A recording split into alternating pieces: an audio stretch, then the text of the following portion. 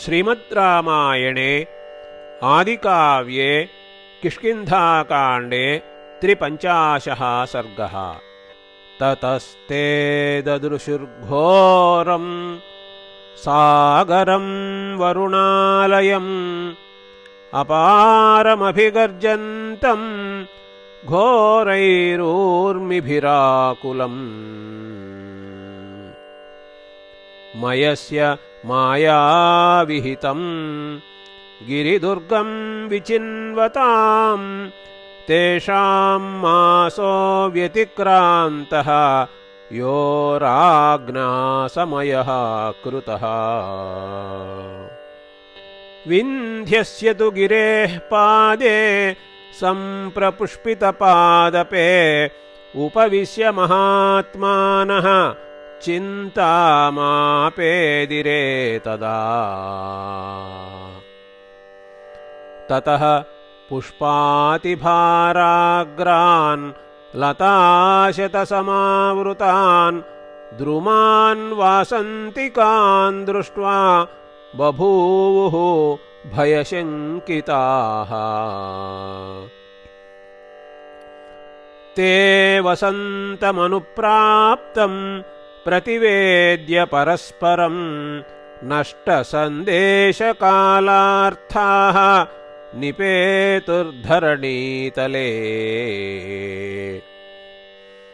ततस्तान् कपिवृद्धांश्च शिष्टांश्चैव वनौकसः वाचा मधुरया भाष्य यथावदनुमान्य च स तु सिंहवृषस्कन्धः पीनायतभुजः कपिः युवराजो महाप्राज्ञः अंगदो वाक्यमब्रवीत्। शासनात् कपिराजस्य वयं सर्वे विनिर्गताः मासः पूर्णो बिलस्थानां हरयः किं न बुध्यत। वयमाश्वयुजे मासि कालसंख्या व्यवस्थिताः प्रस्थिताः सोऽपि चातीतः किमतः कार्यमुत्तरम्। भवन्तः प्रत्ययं प्राप्ताः नीतिमार्गविशारदाः हितेष्वभिरता भर्तुः निसृष्टाः सर्वकर्मसु। कर्मस्वप्रतिमाः सर्वे दिक्षु विश्रुतपौरुषाः मां पुरस्कृत्य निर्याताः पिङ्गाक्षप्रतिचोदिताः। इदानीमकृतार्थानां मर्तव्यं नात्र संशयः हरिराजस्य सन्देशम् अकृत्वा कः सुखी भवेत्। अस्मिन्नतीते काले तु सुग्रीवेण कृते स्वयं प्रायोपवेशनं युक्तं सर्वेषां च वनौकसाम्। तीक्ष्णः प्रकृत्या सुग्रीवः स्वामिभावे व्यवस्थितः न क्षमिष्यति नः सर्वान् अपराधकृतो गतान्। अप्रवृत्तौ च सीतायाः पापमेव करिष्यति तस्मात् क्षममिहाद्यैव गन्तुं प्रायोपवेशनम्। त्यक्त्वा पुत्रांश्च दारांश्च धनानि च गृहाणि च। ध्रुवं नो हिंसते राजा सर्वान् प्रतिगतानितः वधेनाप्रतिरूपेण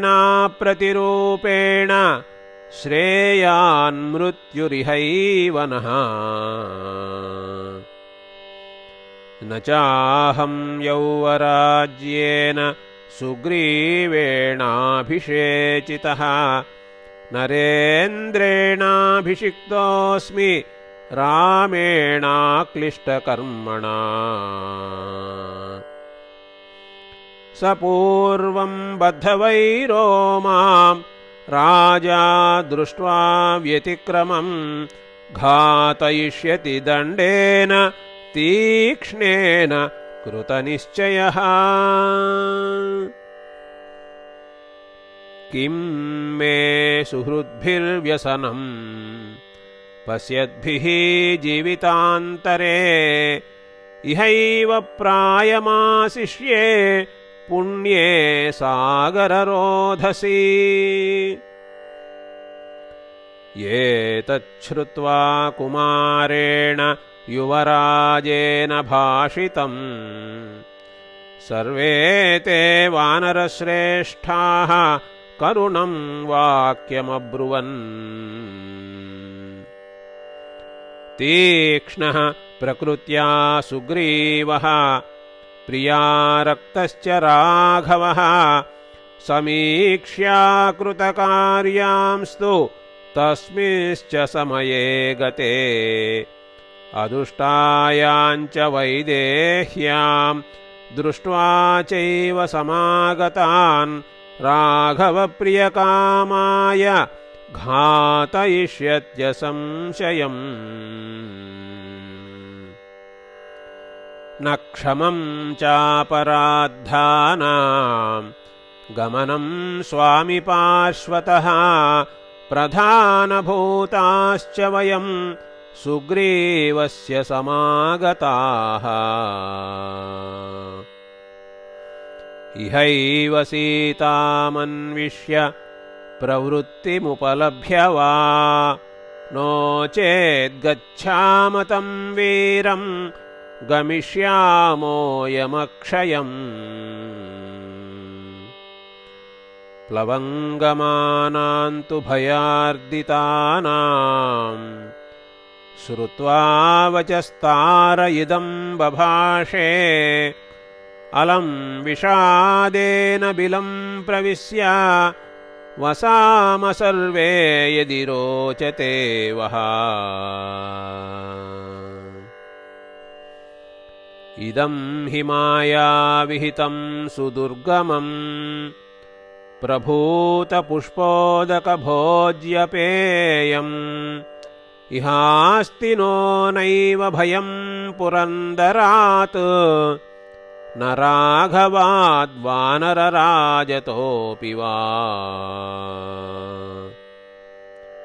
श्रुत्वाङ्गदस्यापि वचोऽनुकूलम् ऊचुश्च सर्वे हरयः प्रतीताः यथा न हन्येम तथा विधानम् असक्तमद्यैव विधीयतां नः इति आर्षे श्रीमद् रामायणे वाल्मीकीये आदिकाव्ये किष्किन्धाकाण्डे 53 सर्गः।